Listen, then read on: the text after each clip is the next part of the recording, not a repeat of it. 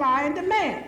And as the demand for schools with high SAT and CAT scores soar, and the demand for these schools increases, their tuition will rise completely out of the reach of poor parents who have no money to augment the voucher given by the state. Furthermore, schools will be more segregated than ever before as the premier schools evolve into predominantly European American domains. More important yet, there will be no initiatives to change this since these were the choices of the parents. Right? Then there are the reforms of parental control. Parental control, that's just an interesting phenomenon. We don't seem to have learned anything from Ocean Hill, Brownsville, IS 201 in New York, Anacostia, Adams Morgan, and the decentralization of the D.C. public schools in Washington, D.C., and the Woodlawn Experimental Schools project in Chicago itself. We don't seem to have learned one cotton-picking thing.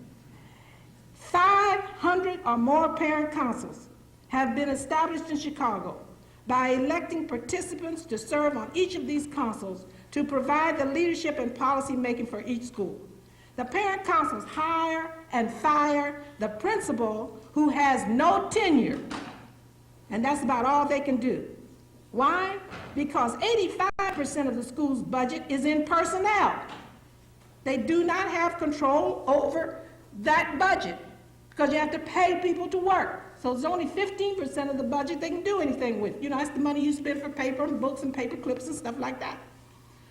Now, the only thing they can do is hire the principal and fire the principal because he or she has no tenure, or they can take a teacher's position and make 2 janitor jobs out of it, or 2 janitor jobs and make a teacher out of it. You know what I'm saying? Rob Peter to pay Paul. That's the best they can do with that. Since there is not enough money to train these people for these parent councils, for any kind of policy making, what do you think is going to happen in a city like Chicago? They're going to use the only model that they know anything about, which is what? The patronage model of the Democratic Party. And that's exactly how these parents are going. Didn't it happen in New York? Didn't it happen in Anacostia? Didn't it happen in D.C.? I mean, what in the heck do you think is going to happen? If you don't train people to know any different, they're going to do what they do. If I ask you to do something and I don't teach you how to do it, what you're going to bring to that task is what you already know. And then you're going to say, let me see if I can make this sucker work. And if it doesn't work, then you keep trying to make what you know work until somebody comes along and says, look, fool, that ain't going to work. You got to do this. And then you say, uh-oh, why didn't I think of that? Peterson says that in the past, decentralized ward-based patronage-focused lay-controlled school boards were gradually replaced by centralized citywide professionally directed reform-oriented boards because of the corruption which followed. Teachers have retained their tenure rights in the Chicago public schools. Therefore, they will continue to have lifetime rights to their jobs, even though the principal is expected to elevate achievement. Now, you tell me how you can make people under your supervision do something if you don't have the right to fire them when they don't. That's impossible. Let me give you an example. At the Jensen Academy, this is a Chicago school, K-8 school in Chicago, 99.7% of the African Americans in this school. The improvement plan adopted last year calls for expanding the whole language approach to the upper grades, emphasizing critical thinking skills, and integrating African American history into all of the areas of the curriculum. Now, this is great, but there's one thing wrong with this plan. You cannot teach children in Chicago who speak Black English with whole language. Now, they're going to do this whole language approach to the upper grades, all right? 2 out of every 3 Africans in Chicago come from Mississippi. Have you ever heard a really severe Mississippi dialect? Take your hand off the cover of the Bible and eat it rock. How you going to whole language somebody out of that? Look, if you want to teach somebody with the Black dialect to speak standard English, you must teach them the sounds. They don't have them. They can't give them to you. They don't have them. Look, a Black English dialect has double the number of short vowel sounds that you need to speak standard English. That's why so many of us say, ask me a question. I'll be there on January 1st. All right? Now, if you want to correct that, you have to teach the standard English sounds. Otherwise, be grateful for ask me a question. And don't worry the person. Right? Now, whole language says that you do not teach phonics separate from the whole language approach. In other words, one principal told me, oh, they'll learn it through osmosis. Can you believe that? When's the last time you learned something through osmosis? Well, it just goes to show you what's going to happen in these schools. That's just one example. While concentrating on the integration of African American history, African American language is ignored. You see, you've got to do the whole thing. You've got to look at what did Carter G. Woodson tell us in this Education of the Negro? He says the scientific study of the Negro himself, his life, his history, his culture. That's what has to happen if you're going to teach our children in these schools. And I don't care whether it's public, private, or parochial. It has to be done. Many critics warn us in the ivory tower about being carried away by the elegance and exquisiteness of ideas and experiments.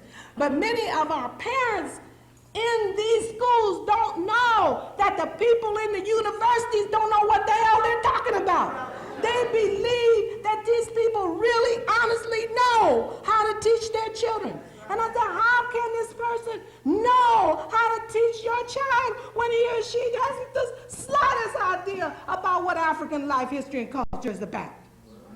You can't even begin to analyze the problems that the children bring to you as a teacher if you don't understand who they are in the first place. Next comes collegiality. And this comes from Roland Barthes of Harvard. And then there's teacher decision-making and power from Linda Darling Hammond of Rand, and a host of other ideas. And don't get me wrong, it's not just European Americans who are trying to sell these, but they've got their black counterparts, African American counterparts, who are also coming across their doorstep with their bookcases and satchels in their hands selling this junk. Barthes notes that collegiality is the presence of our specific behaviors. And in his book, Improving Schools from Within, he says, adults in schools talk about practice. Adults engage together and work on curriculum planning, designing, researching, and evaluating curriculum. And adults in schools teach each other what they know about teaching, learning, and leading.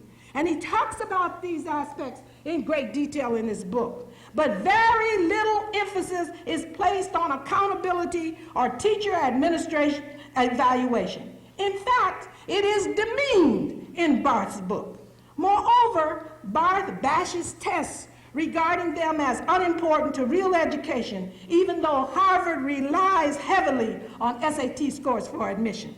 Now, in most schools, even athletes must score 700 on the SAT, as though the SAT has anything to do with playing football.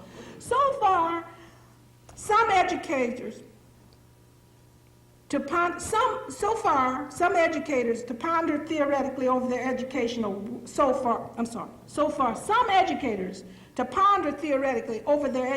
worth is moot. And this is why I tell you that. I spent the first 30 years of my teaching life fighting tests. And when I finally got to be superintendent in what I thought was an all-black city, I abolished tests, and they abolished me. So it's very clear to me that tests will remain here. Tests will remain here. So the best thing for us to do is to find out how you pass these suckers and do it, just like the Asian Americans do. And those are the schools that I study. I study schools where African American students exceed white students on tests, and these are public schools.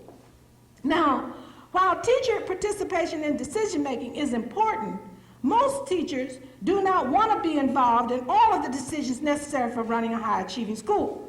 They want to be involved only in those decisions which will affect their classrooms, all right, and the teachers themselves. They don't want to order toilet paper, paper clips, get the roof fixed, and all that kind of stuff. They just want to be concerned with what impacts on teaching children, like what kind of books to use, how do you place children in groups for teachers to teach, and so forth and so on, what kind of staff development and things like that.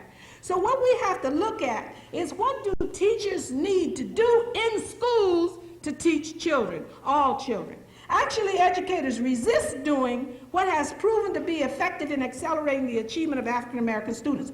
Now, it's not just educators who do this, though. African American parents are often their own worst enemies. I go into meetings a lot of times, all equipped with this information to fire at the school board and at the superintendent, and African American parents will jump up and defend these suckers and say, oh, the parents ain't doing what they're supposed to do in their homes. And I want to say, oh, sit down and shut up. I don't have an idea.